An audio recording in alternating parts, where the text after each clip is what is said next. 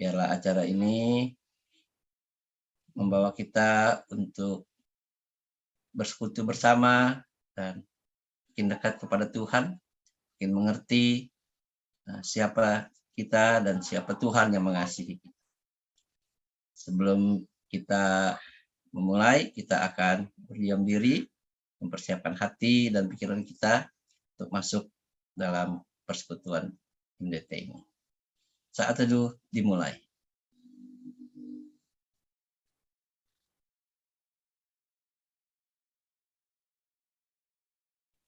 Tuhan Bapa kami dalam surga, kami bersyukur Tuhan untuk malam yang indah dan pagi yang baru.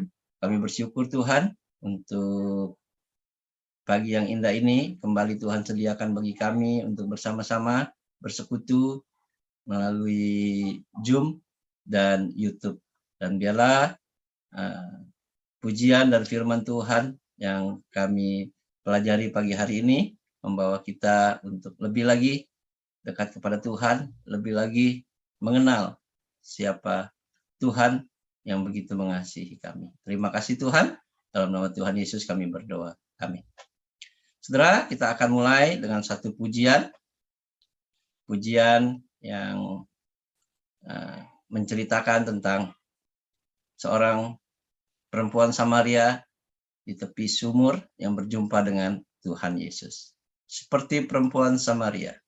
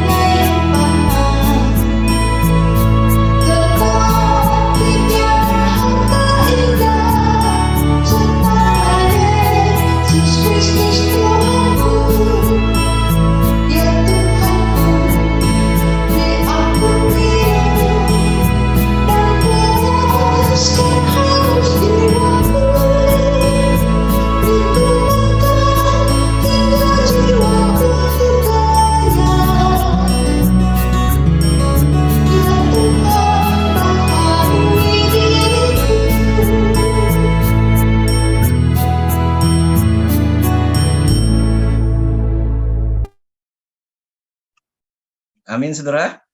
Ya, pujian ini mengisahkan seorang perempuan Samaria yang sedang mengambil air di tepi sumur dan berjumpa dengan Tuhan Yesus. Dan pujian ini juga mengingatkan bahwa hidup kita bukan untuk mencari kepuasan diri, kepuasan nafsu, tapi kita mencari Tuhan. Nah, tema kita pagi hari ini adalah The Wise Person. Ya, tema ini, ya, wise person ini artinya adalah pribadi atau orang yang bijak atau bijaksana. Nah, saudara, diambil dari Amsal 10 ayat 1 sampai 9. Saya tidak akan bacakan, tapi nanti setiap ayat ada beberapa yang akan kita pelajari pagi hari ini. Nah, saudara, khususnya di Amsal 10 ayat 8. Dikatakan apa, saudara? Siapa bijak hati memperhatikan perintah-perintah, tetapi siapa bodoh bicaranya akan jatuh. Kalau dalam Alkitab terjemahan bahasa Inggris versi net, dikatakan the wise person accepts instructions, but the one who speaks foolishness will come to ruin. Jadi siapa bijak hati itu bisa diartikan sebagai the wise person, adalah orang yang bijaksana. Nah, bicara hati, saudara, dalam bahasa Ibrani itu lev, saudara. Ya, kalau bicara lev itu bukan hanya bicara perasaan aja, tapi bicara keseluruhan dalam hidup manusia. The whole manusia, secara keseluruhan manusia sepenuhnya, ya, yaitu pikiran, perasaan, dan kehendak. Nah, itulah kalau hati kita, hidup kita, Tuhan mengharapkan hidup yang bijaksana. Saudara, saya akan memberikan contoh ya tentang kisah pengusaha dan nelayan. Ya, ada seorang nelayan di tepi pantai sedang membereskan hasil tangkapan ikannya. Memang hasilnya tidak banyak. Lalu ada seorang pengusaha menghampirinya. Pak nelayan, apa kabar? Oh, baik Pak pengusaha, saya baik-baik saja. Oh, kamu sudah pulang pagi-pagi nangkap ikan? Oh iya sudah, karena saya kan pakai ikutin angin. Jadi angin kemana, saya ikutin. Nah, kalau malam hari saya berangkat mengikuti angin ke tengah laut. Dan pagi hari angin menghantarkan saya ke pantai kembali. Oh gitu ya. Oh, terus hasil ikannya kamu jual ke pasar. Iya. Oh. Lalu pengusaha itu bilang, Pak nelayan, sebenarnya Bapak bisa Pak menangkap ikan lebih banyak lagi. Gimana caranya? Lalu pengusaha itu bilang, ya Pak nelayan Bapak kumpulin uang untuk beli motor tempel yang ditempel di perahu. Jadi Pak nelayan, Bapak nggak perlu ngikutin angin. Jadi ketika angin membawa ke pantai, ya Bapak bisa tetap cari ikan yang banyak. Nah, sudah dapat banyak, sudah penuh perahunya, baru bawa pulang. Nah, dijual, demikian seterusnya. Kan untungnya jadi lebih banyak. Nanti dari satu perahu, jadi punya 2 perahu. Udah 2 perahu bisa punya 10 perahu. Bahkan ketika 20 tahun nanti, Pak nelayan bisa jadi pengusaha ikan dengan ratusan perahu yang Bapak punya. Oh gitu ya. Lalu nelayan itu tanya,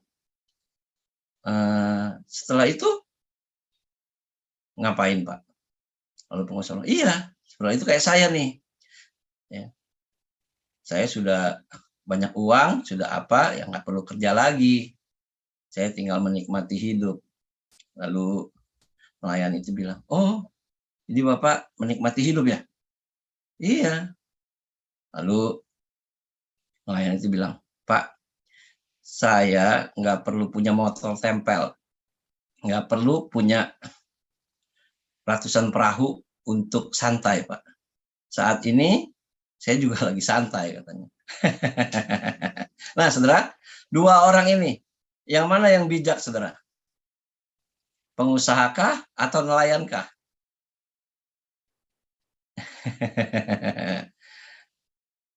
Ayo.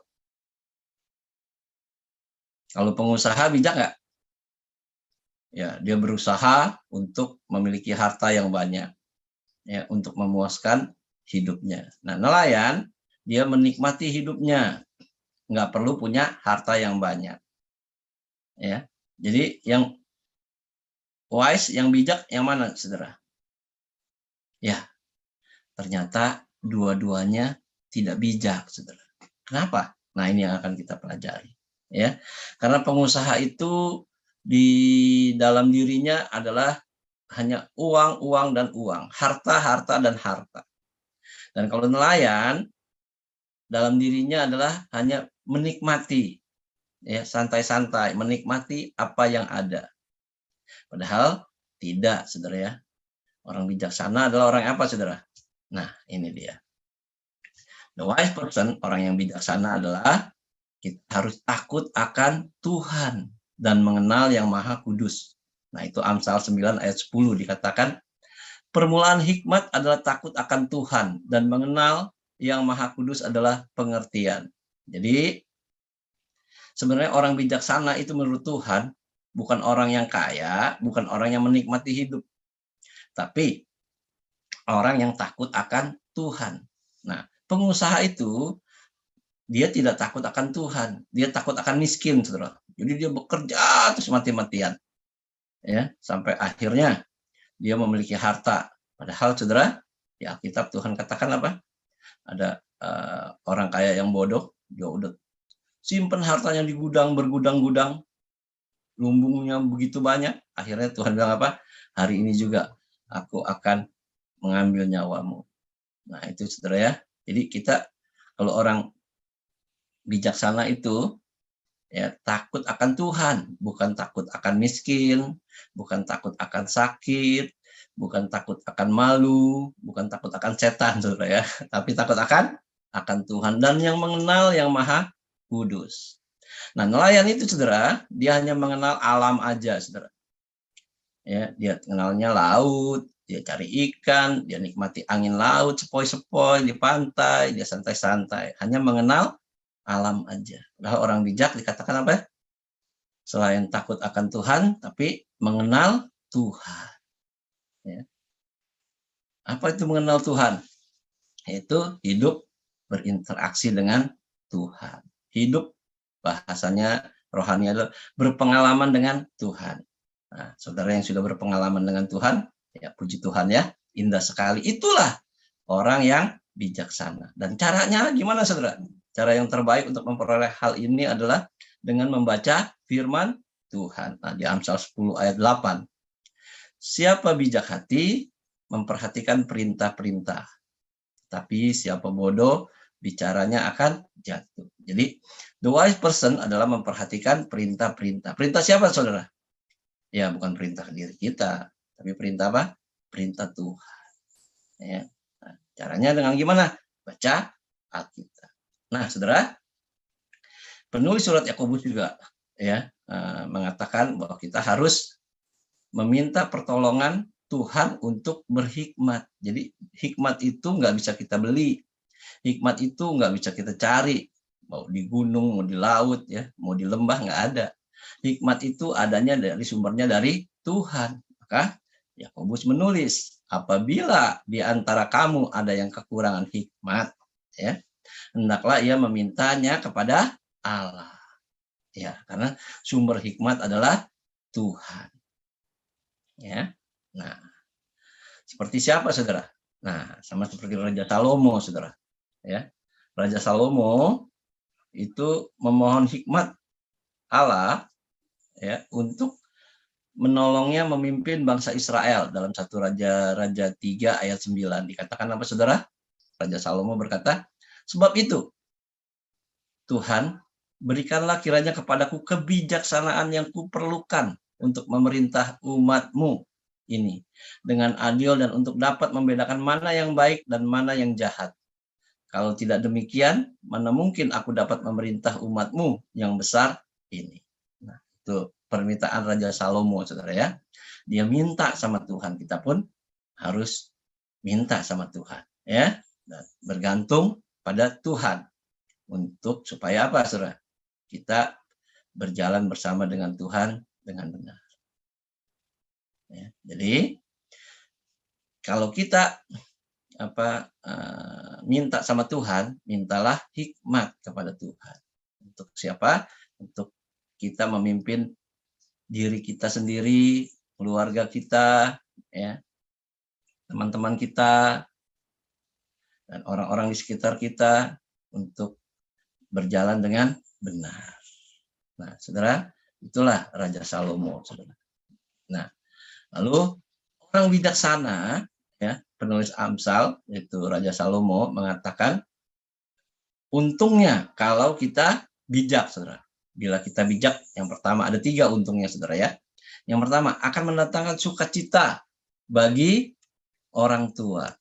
Di Amsal 10 ayat 1, dalam bahasa Indonesia masa kini sehari-hari, inilah petua-petua Salomo, maksudnya nasihat-nasihat ya. Anak yang bijaksana adalah kebanggaan ayahnya. Anak yang bodoh menyusahkan hati ibunya. Saudara, sebelumnya saya belum ngerti, saudara, kalau belum punya anak. Setelah punya anak, baru lebih ngerti lagi, saudara. Ya. Nah, anak yang bodoh menyusahkan hati ibunya. Betul, saudara. Kalau anak itu ya belajar, dia nggak bisa, ya, waduh, mamanya yang susah, ya, dia susah hatinya. Kenapa? Karena dia mau anaknya pintar. Lalu anaknya ini diajari, dia nggak bisa, aduh, aku nyerah. Berarti harus apa? Cari guru les, ya. Oh, cari guru les di sono di sini. Nah, akhirnya masih bodoh juga, ya udahlah, susahlah hati ibunya ya. Nah, kalau anak yang bijaksana adalah kebanggaan ayahnya. Nah, jadi kalau anaknya pinter, bijaksana, wah, papanya bangga, saudara. Ya, termasuk saya juga bangga sama Michelle. Ada gurunya di sekolah yang mengatakan, oh, Michelle ini salah satu anak yang pinter juga di sekolah. Wah, puji Tuhan, bangga saya papanya. Nah, kalau dibalik, saudara, ya, anak yang pintar menyenangkan hati ibunya, ya. Jadi kalau anak yang bodoh, ya, kalau kebanggaan baliknya apa? Memalukan ayahnya. Jadi ya, sebagai mama dan sebagai papa, ya, kita untuk apa? Terlibat, saudara. Bagaimana anak kita keluar dari kebodohannya. Bagaimana cara dia belajarnya. Kita harus temukan, saudara. Saya berusaha untuk menemukannya. Akhirnya ya puji Tuhan. Dulu Michelle nggak bisa, sekarang udah puji Tuhan dia bisa mengikuti pelajarannya. Nah itu, saudara ya. Jadi kalau orang bijak, anak-anak pun kalau bijak adalah kebanggaan orang tuanya, ya, sukacita bagi mama dan papanya. Nah, ini, saudara. Nah, pengalaman Michelle, saudara, waktu kecil dia minta sepatu roda, saudara. Lalu saya nggak kasih. Kenapa? Karena itu bukan kebutuhan, bukan kebutuhan, tapi keinginan dia. Ya saya nggak beliin. Dia nangis juga saya nggak beliin. Kenapa? Nanti kalau dia kakinya jatuh, kakinya sakit, patah, wah bahaya kan. Nah, terakhir dia tanya lagi, Pak, boleh nggak aku beli sepatu roda? Saya bilang, oke, belilah. Puji Tuhan, saudara. Dulu 2-3 tahun yang lalu sepatu roda itu harganya 300 ribuan. Sekarang udah diskon 50% gara-gara pandemi, 150 ribu. Puji Tuhan, akhirnya beli dan sebentar dia sudah bisa. Kenapa? Karena dirinya udah siap gitu. Nah, dia mengerti ini, saudara. Tapi kalau untuk mainan dulu, saudara, banyak dia juga nggak mengerti. Ya, disebut anak yang bodoh lah gitu. Ya, saya cuma ajarin dia bagaimana dia memilih gitu kan. Lalu dalam pilihan itu ada 2 pilihan. Barang itu berguna. Terus dia bilang, iya berguna, Pak. Nah, bergunanya sekarang atau nanti? Nanti. Ya, kalau bergunanya nanti, ya belinya nanti. Nah, yang kedua, bagaimana dia memilih barang. Ini mahal atau murah, Dek? Dia bilang, mahal, Pak. Nah, kalau mahal, nanti tunggu lama-lama murah. Dia nggak percaya. Benar, saudara. Dulu ada yang namanya Pop It, harganya 30 ribu. Sekarang dijual harganya 3 ribu. Saya bilang, tuh kan. Nah, jangan ikutin TikTok harganya mahal. Jadi bijaksana, ya, yang udah murah baru beli gitu. Sepatu roda baru berguna baru beli gitu. Nah, inilah, saudara. Jadi ya ada rasa bangga juga punya anak yang bijaksana, ya, saudara ya. Nah, penulis Amsal juga mengatakan yang kedua, saudara. The wise person adalah mengumpulkan pada musim panas. Dikatakan apa? Orang bijaksana mengumpulkan panen pada musimnya. Tapi orang tidur saja pada musim panen mendatangkan malu pada dirinya. Nah, saudara, orang bijaksana mengumpulkan pada musim panas. Saya ingat satu cerita anak-anak, saudara. Ya, cerita dongeng yang membangun, itu cerita semut dan belalang. Nah, semut itu kalau musim panas, dia mencari makanan, disimpan semua makanannya.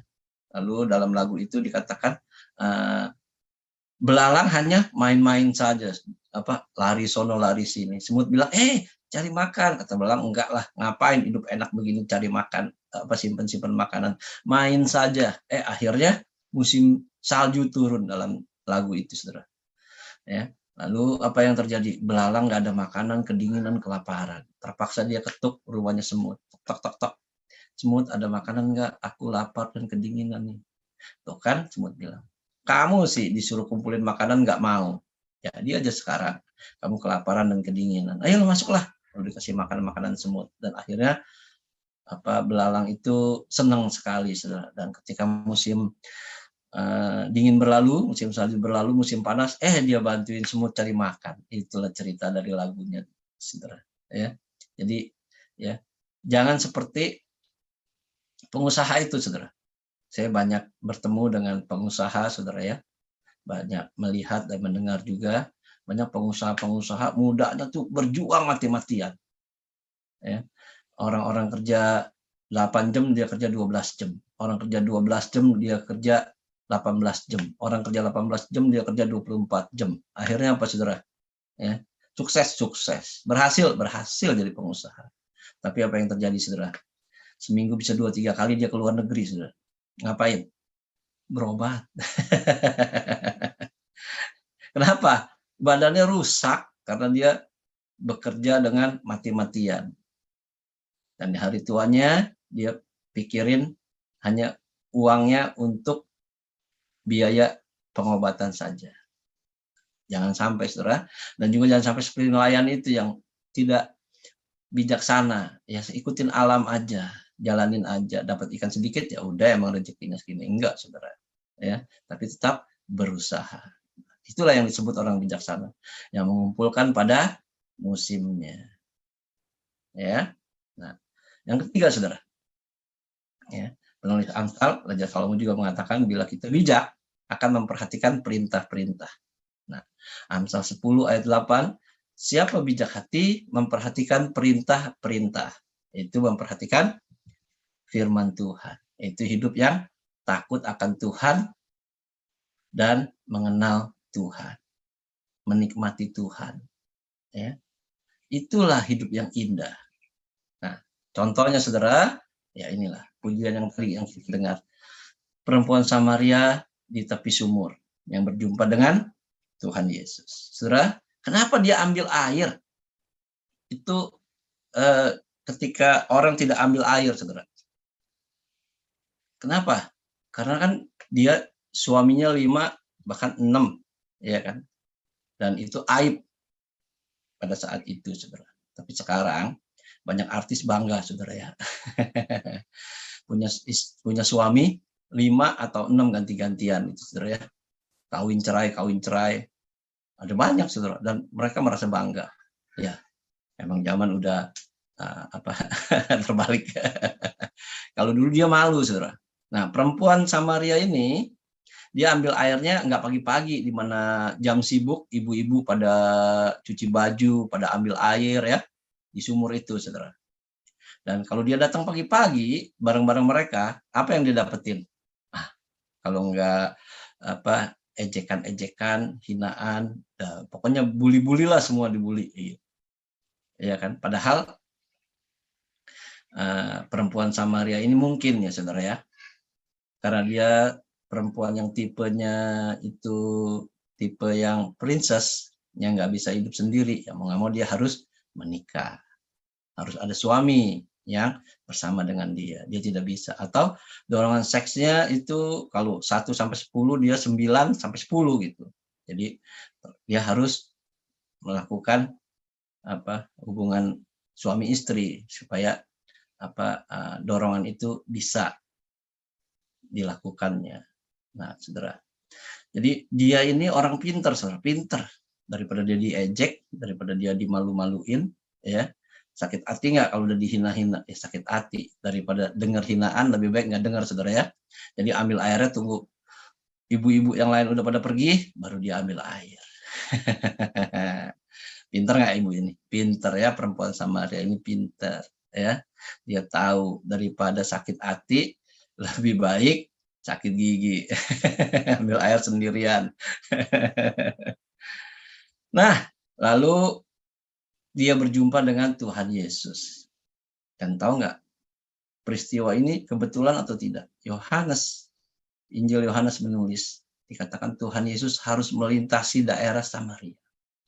Jadi Tuhan Yesus itu bukan kebetulan ketemu perempuan Samaria ini. Ya, bukan asal aja, bukan. Emang ini adalah rencana Tuhan. Sepertinya, saudara ya, Tuhan rindu sama orang-orang yang seperti ini, saudara. Ya. Ketika dia tahu dia ada kelemahan, kekurangannya, dia ketika dia diejek, dia dihina, dia tidak marah, saudara. Dia berpikir, gimana supaya tidak mendengar itu. Nah, inilah perempuan yang pandai, yang pintar, saudara ya. Nah, akhirnya Tuhan Yesus berjumpa dengan dia, dan dia akhirnya berjumpa dengan Tuhan, ya, mengenal Tuhan, dan dia mengabarkan kabar sukacita itu. Ada Tuhan yang datang ke dunia ini untuk menyelamatkan manusia, untuk menembus dosa kita, untuk membawa kita ke surga. Indah sekali, saudara ya. Dia kabarkan berita itu kepada orang-orang di kampungnya, dan orang-orang percaya, saudara. Dan itulah indahnya. Kalau perempuan ini seperti artis-artis yang suka berkoar-koar tentang suami-suaminya, saudara ya. Ada yang mau dengar? Enggak, saudara. Tapi Tuhan tahu. Perempuan ini adalah perempuan yang pintar dan perempuan yang bijaksana akhirnya. Dia memilih apa, saudara? Memilih untuk hidup takut akan Tuhan, untuk hidup mendengarkan firman Tuhan, setiap perkataan Tuhan Yesus dia dengarkan, dan dia lakukan, saudara. Dan dia mengenal Tuhan yang menjadi Tuhan dan Juru Selamat.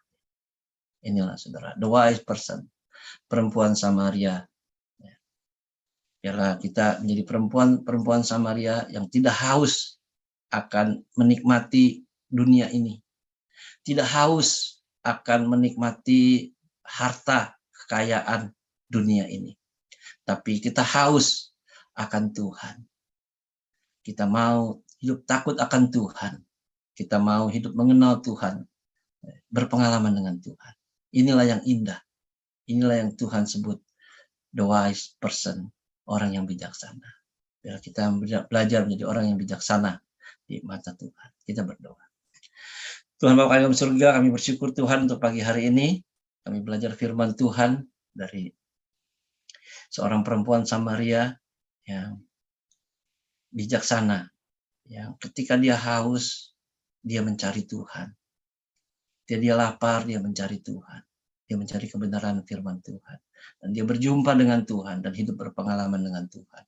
Dan akhirnya mengabarkan kabar sukacita, Injil, kabar keselamatan kepada orang banyak, dan banyak orang yang percaya kepadanya. Tuhan jadikan kami ada orang-orang yang bijaksana, yang terus mau belajar firman Tuhan, yang terus mau hidup dalam takut akan Tuhan. Bukan takut miskin, bukan takut malu, bukan takut setan apalagi, tapi kami takut akan Tuhan. Dan juga kami mau mengenal Tuhan. Tuhan yang begitu mengasihi kami. Tuhan yang mau kami untuk menjadi saksi-saksinya dan melayani Tuhan. Terima kasih Tuhan. Dalam nama Tuhan Yesus selalu bersyukur. Amin. Oke, terima kasih semuanya. Sampai jumpa. Tuhan Yesus memberkati. Amin. Bye.